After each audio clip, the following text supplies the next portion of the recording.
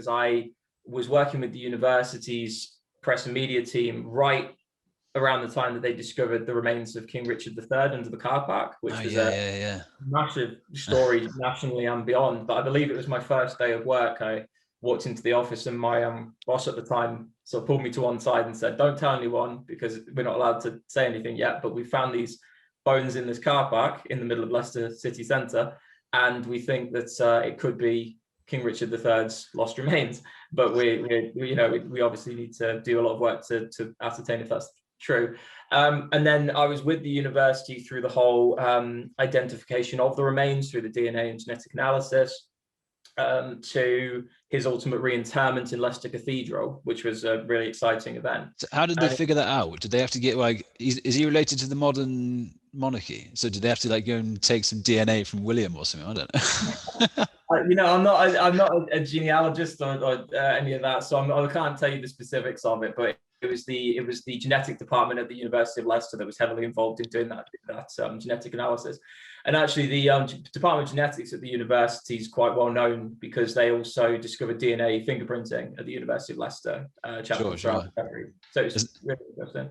I was imagining clandestine operations into the Queen's bedroom or something, nicking hairs off the hairbrush and figuring out. Although it was interesting because when they were doing the analysis, there was one suggestion that King Richard III may have had blonde hair. And I remember all depictions, historical depictions of Richard III, he's had dark hair. And so I remember someone mocked up a model of him with very blonde hair, and it was a really surreal situation because I don't think people could believe he actually looked like that. But yeah, so I worked there for many years, and in some respects, in terms of my background as a press officer, I sometimes argue that I perhaps peaked at the very beginning of my career, because I don't know if I'm ever going to be involved in breaking a story as big as the discovery of a lost king who, for hundreds of years. You never know what you can find underneath the farm. That'd be the one. Go treasure hunting, those metal detectors underneath the farm. Very true. Yeah, no, that's very true. So then after I left the University of Leicester, I worked for the Institution of Occupational Safety and Health, which doesn't necessarily roll off the tongue that easily, but they're easy to say. If I just say IOSH, that'd be easier. And they're all about well-being in the workplace and occupational health and safety.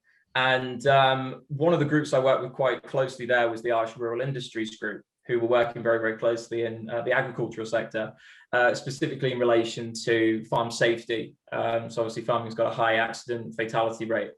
And while I was working with the Rural Industries Group, I found it really interesting what I was learning about this sector. And then when the marketing communications manager role came up at FCN, I thought, why not give it a go? See, who knows if I'm what they're looking for, but I'm in the role, so I must have done something right in the interview. Yeah, well, congratulations. But I mean, it sounds like you should be going off and becoming a pirate or something. That would get you some pretty decent treasure finds. I know around here, I can tell you actually around here, if you want something to dig up, do you know what a gibbet tree is? That's a gibbet tree. It's where they used to hang like all the criminals. I mean, in these days, they used to get hung for like eating apples and stuff. But underneath there supposedly there was a lord from like the 1880s or something that was buried with his 2 guns, and they were somewhere from India, I think goes the local legend, and apparently they're under the field, one of the fields at the top there. So if you can go and find them, apparently they're worth stupid amounts, 200, 300 grand or something. So I mean, if you ever need an afternoon, apparently it's haunted though, according to local legend again. Well, that'll put you off. Yeah, don't much fancy disturbing something and getting haunted or cursed for the rest of your life. There was some strange stuff going around, even these days, around what people actually believe around some of these things. I mean, I don't know why, but still, yeah.